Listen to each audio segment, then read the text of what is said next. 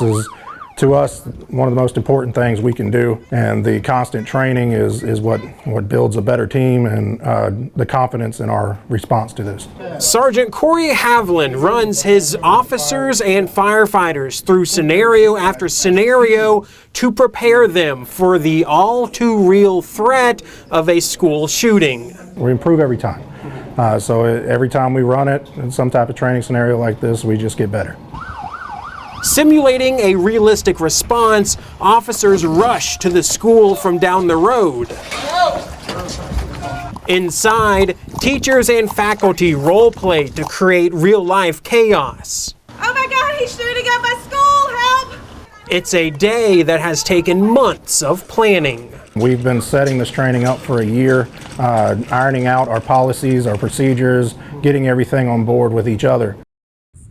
This is sad. It really and truly is sad. I thought maybe we'd hear some mowers going out here today, but nothing. Had you ever seen it get to this level of? Never this bad. It's been overgrown before, but I think this far exceeds overgrown. Anita Delahusey-Boney stands next to a series of plots where some of the most important people in her life are laid to rest. This whole plot right here is for my family, and unfortunately my husband passed away way too young. He was 64, and we were out here yesterday to put the headstone in place, and the friends and family that were with me just shared my frustration over the disgust and how bad it looks.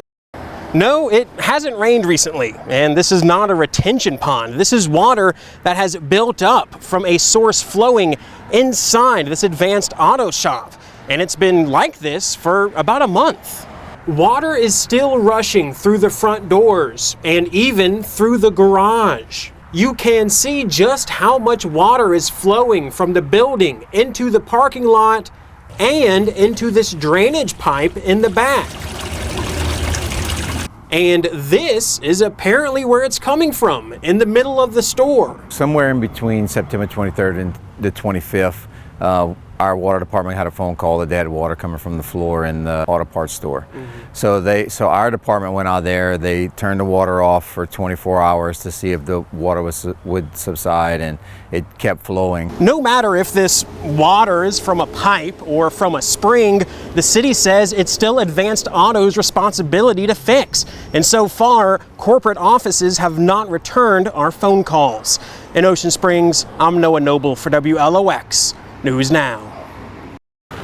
Cadets roll up on a suspicious person with a motorcycle.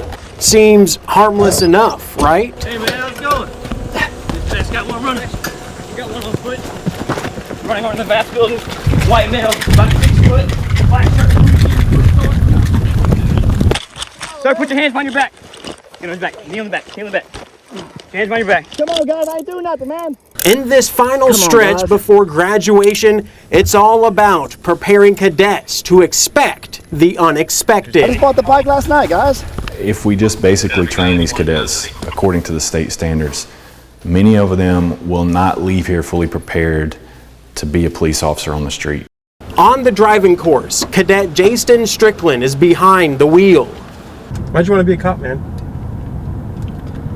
I've always liked helping people and being out there and like being involved in the community. Suddenly, a white car swerves in front of us. Strickland to dispatch, copy a tag, white Crown Vic. This Crown Vic has no intention of stopping. Dispatch, he's taking off. 10:35.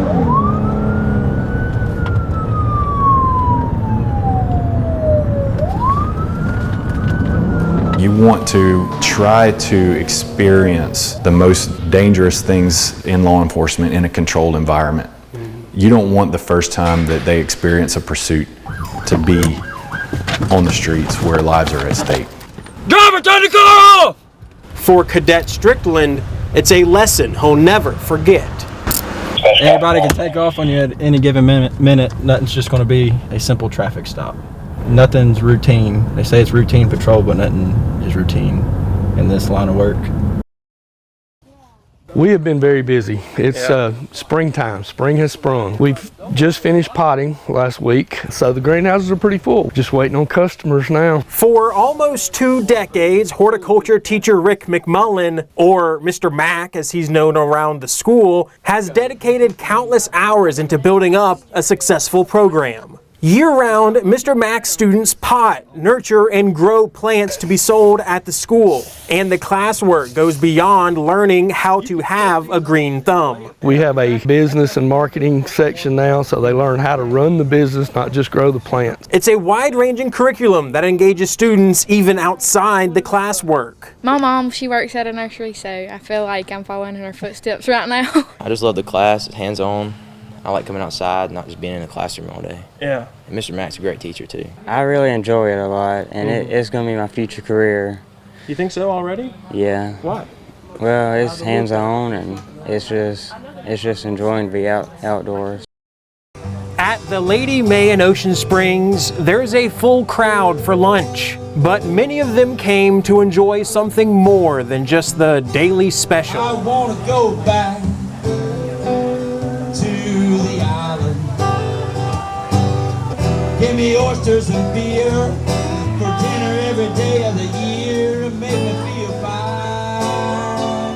I feel fine. That's Hunter Lawler on acoustic guitar and vocals, with Alan Cummings noodling away on the electric guitar. They're a local band, the Terrapins, and on the anniversary of Jimmy Buffett's death, they played a tribute to the legendary Mississippian. It's honest. He can make you laugh and he can make you cry. He can make you feel and all that in between. You can party and you can just hang out by yourself, do the same stuff. And he was just a good guy, just honest to what he did. Yep. I think that's a true Mississippian. Yeah, true Mississippian, man. Coasty at that. Yes. Coasty. Yeah. Did y'all grow up listening to his music? Absolutely.